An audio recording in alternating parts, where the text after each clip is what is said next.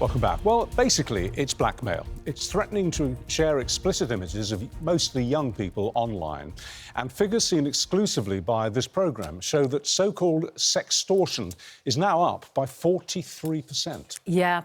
Nathan McAleen fell victim after a conversation on Snapchat with, well, what he thought was a girl who he initially thought was illegitimate, but later demanded him that he should pay £3,000 or have the private pictures that he shared leaked. And he joins us now alongside Anna Rowe, an online safety campaigner who infiltrates sextortion chat groups as a mole and works alongside police and victims.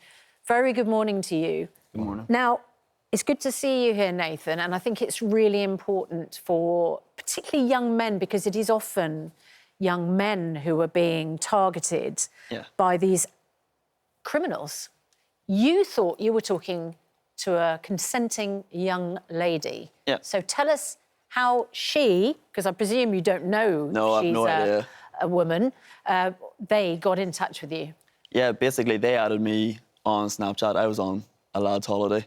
Right. And I just woke up one morning and seen I had an ad. And I was like, oh, maybe I was chatting to this person last night. I accepted it, didn't think much of it. And she started messaging me and seemed legit. Usually on Snapchat, you have a Snapchat score, which increases the more snaps you send. Hers was around the same as mine, and I had it for about 10 years. Right. And everything about the account seemed real. I've seen fake accounts. I've had fake accounts add me. Okay. This one seemed legit. And what was she doing? Was she flirting with you? It was just general conversation. We weren't messaging a lot. It was just maybe like 1 or 2 a day, if even. As I said, I was on holiday. I wasn't really thinking much about have to keep messaging the stranger. And it's when I got home from the holiday, she started sending me explicit pictures of herself in the shower, and she wanted to see me. So I thought to myself, like, there's only really one thing I can send her here. Sent that, and she wanted to see more of me. She then wanted a full body picture of me, to stand up and get a picture of me in the mirror, get my face in it. And that's when like red flags started appearing. And then I wasn't for doing it. I was like, nah, it's not happening. And next thing you know, screenshots were sent over of this picture I just sent her. Pictures of my face from the week prior when I was on holiday. Right. But usually on Snapchat, if somebody takes a screenshot, you get a notification that they've took a screenshot of you. This didn't happen at all. So they blocked it somehow? Yeah, no idea how. Just they managed just to get screenshots of it. Then she said, or he said, or Yeah. the gang said, we don't know, presumably, send us money. Yeah. So what did you feel at that point? Because I think most people's heart would just drop. Yeah, I remember I was just lying in bed, and then next minute I was jumped up. I was like, okay. I was like, need to get quick at it here. Like, I couldn't really believe this was happening to me, but I needed to find a way to like nip this here before obviously the images got out. She already sent me screenshots of my followers on multiple social media apps, and I kind of thought to myself, right, I need to get on top of this here. And I started like lying, started bluffing. To her? Yeah, to be like, she's like, I'm gonna send this here to your followers. And I was just like, go for it, do it. Wow. And then she says, I'm really gonna ruin your life. I replied, I'm doing a good job of that by myself, don't need your help. And then she's saying, Nathan, I'm gonna do this. And then I said, like, go for it, just kind of do it. And next thing you know, she done it. Then I was just like, oh my God. So she shared this, Yeah.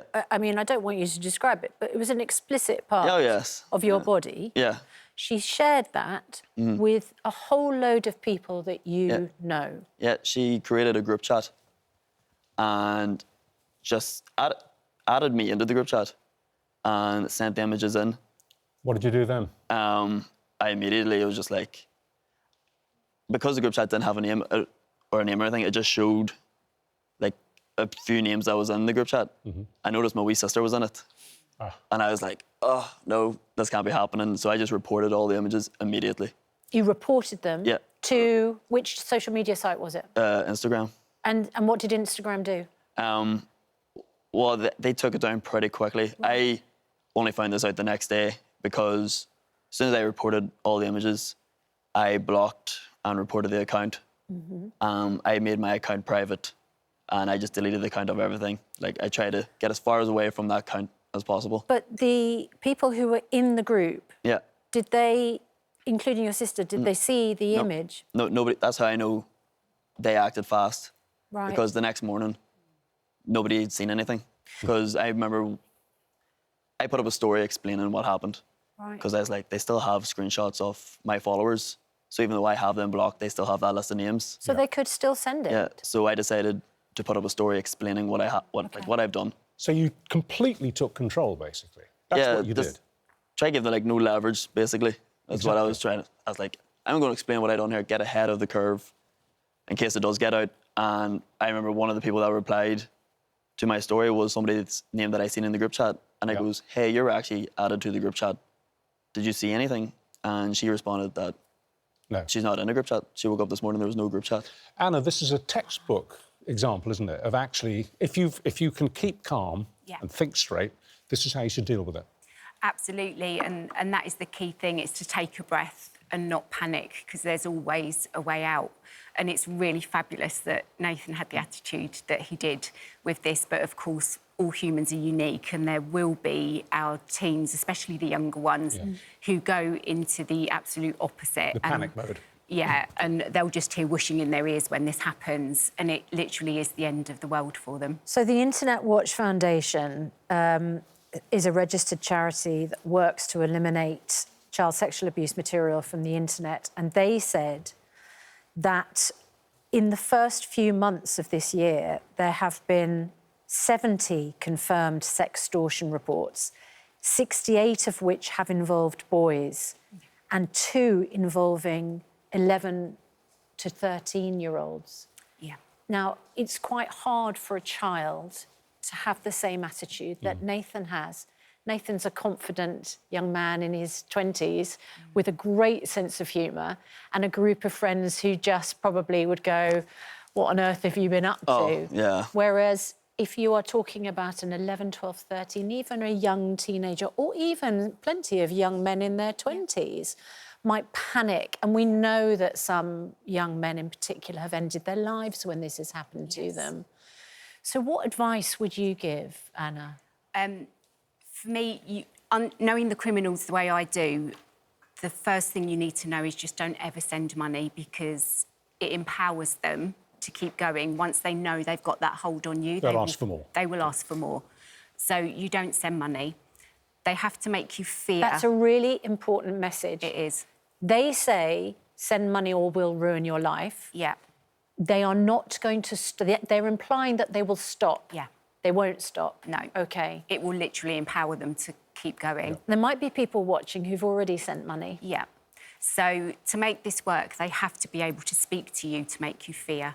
So you need to get all contact blocked, and I would advise to temporarily disable any social media that they know for you as well, because then that takes away them being able to search out followers and things like that. Disable, but don't delete your account, because if you delete your account, then police can't get the evidence that they need from the account. So if you then go forward and report, it's still there. Right, going to repeat that. Disable, don't delete. Yeah. OK. So you can temporarily disable all social media. I've got how to do that on my website if anybody wants it.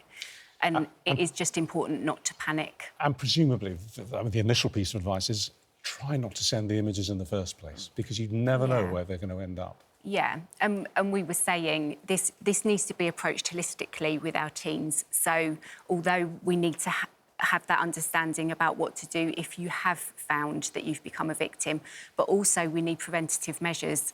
And Damien Cranny, for example, from Dorset Police has just run a pilot of sessions of lessons for year 9s. And I did one for them on romance, fraud and sextortion. And it just shows how receptive they are at that age when you can get to them. Year 9 is, what, 14, 15 years old? Yeah. And the feedback that came back from their tutors, and they wanted to show how much they'd learned from this. That's interesting. And that's the age we need to get in there at. Well, look, we put questions out to the groups responsible here. We didn't get responses from Meta, but Which Snapchat... runs Instagram. That's right. But Snapchat told us, if we discover this activity or it's reported to us, we do take quick action to disable the accounts. We have extra safeguards for teens to make it difficult for them to be contacted by strangers, and we have expanded in-app notifications to help ensure that teens are only in touch with people they trust. But that's a movable feast, isn't it, trust? I mean, you ended up trusting this so-called girl. Yeah. And she wasn't real at all. Nathan, just finally, what is your message? Because I think there will be people watching who might be victims. There'll be parents watching who are worried. There might be people, as I say, watching who've already sent money and are panicking. Yeah. What I love about your attitude is it's almost, what's the worst that can happen? Exactly. Yeah. Somebody might see a picture of you naked.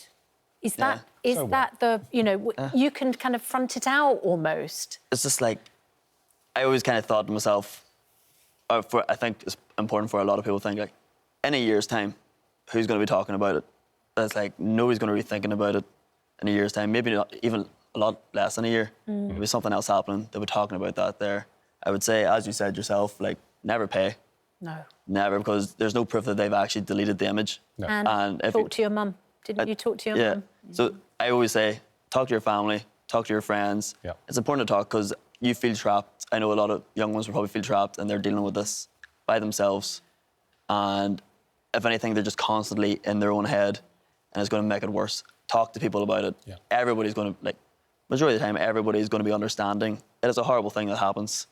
So talk to people. And it's nothing Thank to be you so ashamed much. of. No. Nothing to be ashamed of. That's what I'm saying. It's just, We all make mistakes. yeah, like, it's for young ones kind of mainly, like, but when they're older, you realise it's kind of, It's just not a big deal. it's just another part of your Nathan, body. Anna, thank you both Thank so you. much. If you are affected by that issue or indeed any of the issues we discuss on the programme, there's advice and support at itv.com.